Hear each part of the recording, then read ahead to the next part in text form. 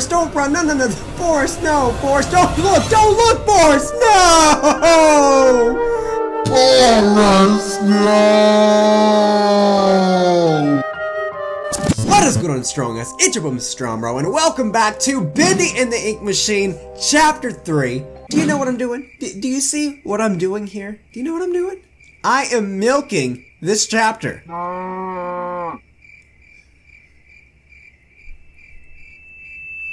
Turns out that there are actually a lot of secrets in Chapter 3, and I'm also going to be going over some theories that I think are really freaking solid. I've come across them myself. I played the game a few times since I've last recorded it, and I think I have a very solid theories of things we can expect in the next 2 chapters of the story. As usual, I don't have anything scripted out. I've never done a theory video before, or uncovered secrets in the game, but this should be really cool to play it over.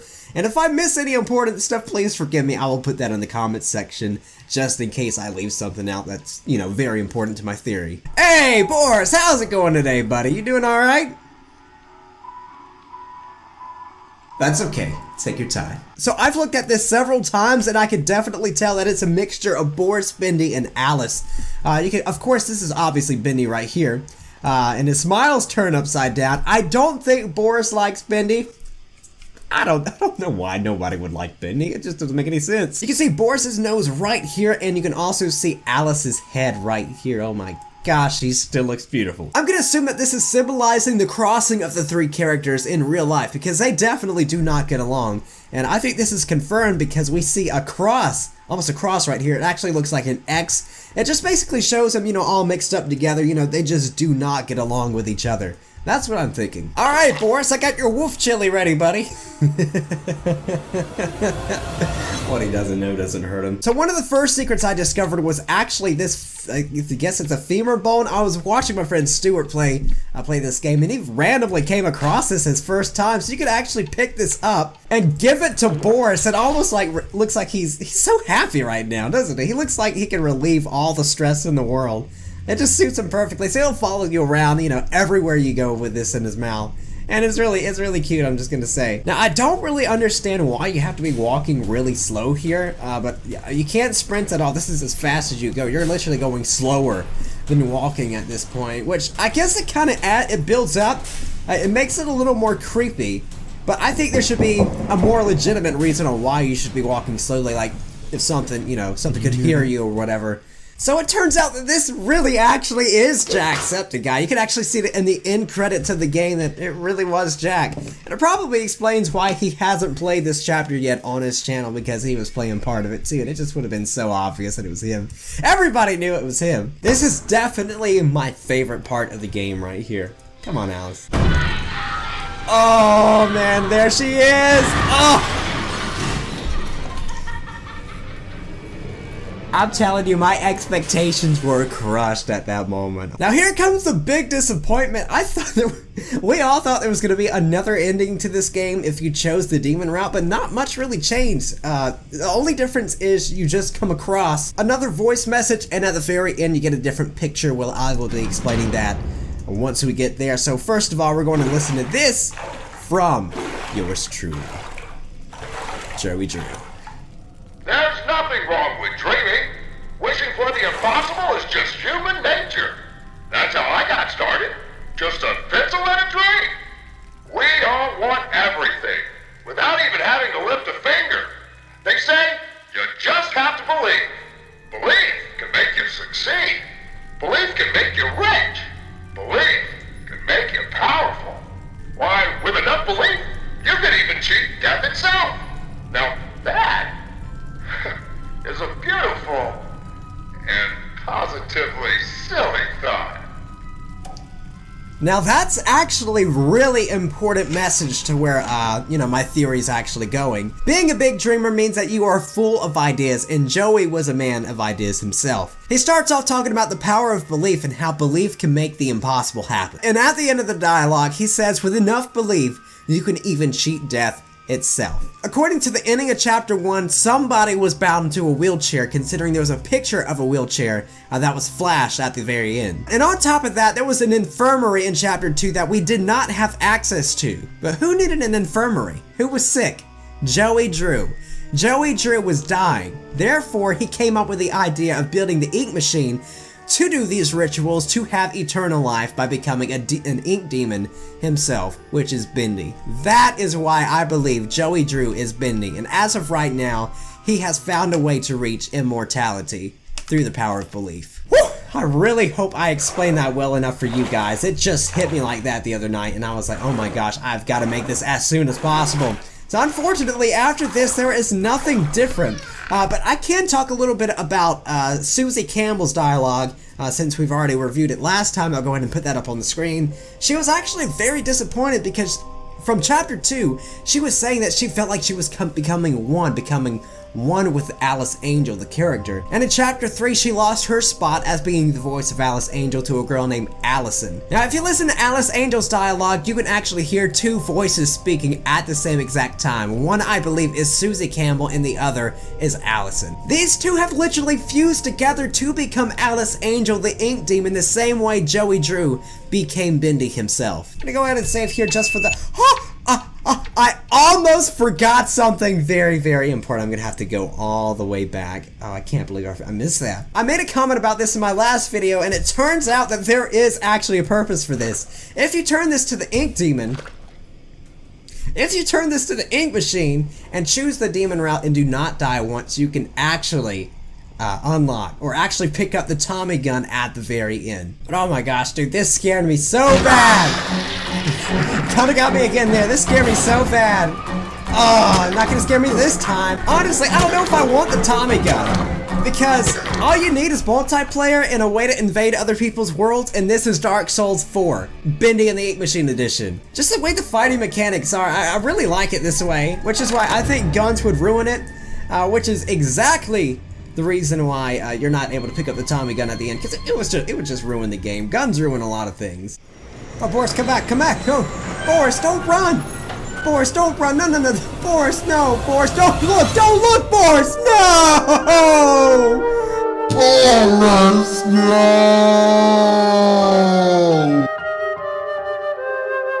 Now, I completely missed Susie's dialogue right here last time, so let's listen to this. Who would have thought?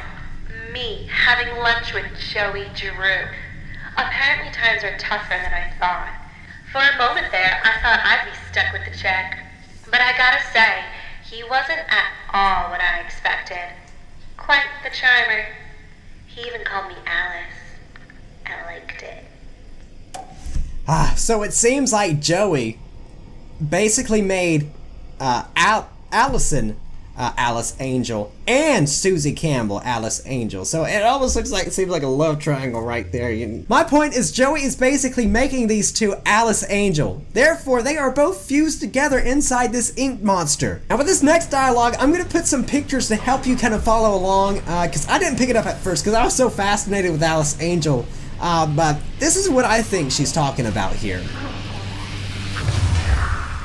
Man, it's so detailed. All right, listen. Now we come to the question. Do I kill you? Do I tear you apart to my heart's delight? The choices of the beautiful are unbearable. How's a girl to choose? Take this little freak, for instance. He crawled into it, trailing his tainted ink to my door. It could have touched me. It could have pulled me back. See, that was... Do you know what it's like? Living in the dark palace. It's a buzzing, screaming well of voices. Bits of your mind swimming like fish in a bowl. The first time I was born from its inky womb, I was a wiggling, pussing, shapeless slug. The second time, well, it made me an angel. I will not let the demon touch me again. I'm so close now. So almost perfect. So hopefully you guys followed what I was saying on screen real well.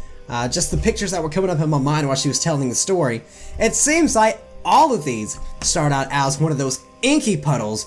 Basically a puddle of ink like we see right here, and then over time they become these inky searchers that we have to fight here in the game. And then eventually the main goal of these ink demons are to become one of the characters from this show, which completely explains why we see so many Borises around here, because they've all evolved, but there's only one perfect Boris. Alice and Sammy Lawrence are prime examples of this, because Alice is the example of someone who is almost perfect. She is not quite there yet, but she is close to achieving the main character, Alice Angel. Obviously, at the end of the chapter, she literally does become that character, and that's what these two wanted to be. They wanted to become one, or rather, we know from Susie Campbell's message that she was becoming one with Alice, rather, and then Allison, I'm sure she had the same exact intentions. Now, Sammy Lawrence was in the process of becoming a character, but which character was he trying to become? We are looking right at it, my friend, because they are wearing the exact same overalls.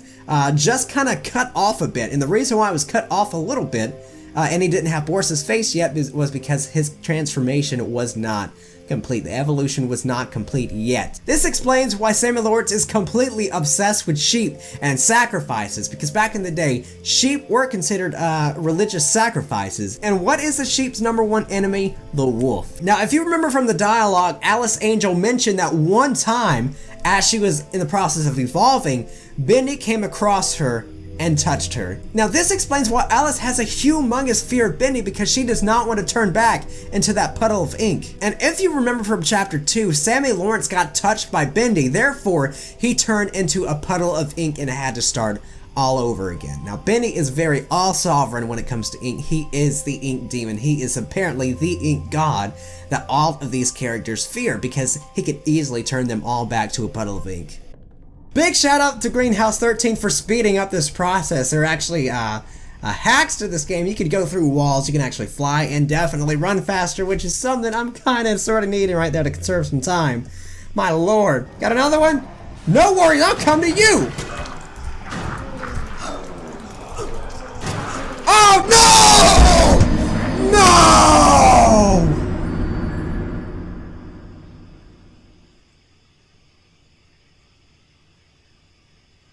I died because of this hack. That's all I'm gonna say. I'm playing Dark Souls 4 right now, and I feel like it. I really wanted that. You know what? I prefer to play Dark Souls this way. We're gonna have a Dark Souls strategy right here, and I actually want to turn my speed down a little bit for this. Here we go, we got it. Boom! Nope! Haha! Come on! Dark Souls boss battle. He actually has a long reach. We just need to time it. Time it. Don't get cornered. I'm about to get cornered. Can't get me now, can you? Nope! Using the environment to my advantage. 2 hours later. I'm telling you, Dark Souls strategy. It takes strategy to beat monsters. I love it. Are you gonna go down or what? Come on, baby, let's do it! I don't know who Norman Polk is, but apparently he is the projectionist here, because when you get the achievement, you can actually say something about Norman Polk at the bottom. Killed Norman. I don't really remember, but Norman Polk, one of the employees of the studio, was emerged into ink, and therefore the character he became was the projectionist. Now last time I did wander all the way back here, and I didn't think we could actually get through this, but it turns out you actually can. You can knock it down with this. I thought you needed an axe or something, if anything, but you really can go behind here, and there's a humongous secret by doing this. So we just need to go over here and turn this valve. I'm lagging a good bit. Turn the valve, there we go. And what that's gonna do is that's gonna get rid of all the ink in the stairway upstairs. And here it is, baby. This is the moment. The moment of truth. And let me just get rid of these stupid searchers. Here it is. Oh, wow. Humongous secret right here, guys. This is going to blow your mind if you haven't seen it already. So I'm just going to go ahead and search around. At the table, we see a book with Bendy on it. And, of course, some, I guess, paint right there. Anyway, you ready for this? Only 2 weeks into this company, and already it's gotten interesting. Joey is a man of ideas. And only ideas. When I agreed to start this whole thing with him, I thought there'd be a little more give and take. Instead, I give, and he takes. I haven't even seen Linda for days now. Still, someone has to make this happen. When in doubt, just keep drawing, Henry. On the plus side, I've got a new character I think people are gonna love. So Henry starts this message off talking about how Joey was a man of ideas and only ideas. And then he talks about his character saying how he expected that he was going to give and of course receive back in return, but all he does is give to Joey, give some more, and get nothing back. Looking at this this book right here, man, I'm kind of fast. Looking at this book right here, it seems like we were the ones that drew Bendy. Joey is apparently a big dreamer, but did Joey steal the idea of Bendy from us? Because it really seems like Joey was taking a lot of credit upstairs saying that how he started off with a dream and with a pencil, but did he really draw Bendy? According to this dialogue, everything's really pointing to we being the creators of Bendy. Now, I'm pretty sure it took Bendy to even be a cartoon, because if it wasn't for Bendy, this studio wouldn't be here. None of us would be in this problem right now. If anything, it's a possibility that Joey had the idea, but Henry was the one that drew Bendy, and Joey said, you know what, I love that character, I'm gonna make a cartoon out of it. And that could have been what happened, but this new character that everybody is going to love, I'm under a big impression that this is Alice. Henry is definitely the creator of Alice Angel. And the reason why I think that is because everything about this chapter is pointing towards Alice. We're doing a lot of favors for Alice. And keep in mind, he said this was going to be a character everybody was going to love. Now this could be Boris, and that could be why they get along really, really easily, and why he wasn't scared when he came across Boris. But I really think it's Alice Angel, because in chapter 2, Susie Campbell's dialogue, she said that I think she said everybody loved Alice Angel, but either way, she said that there's a possibility that she may even be bigger than Bendy someday.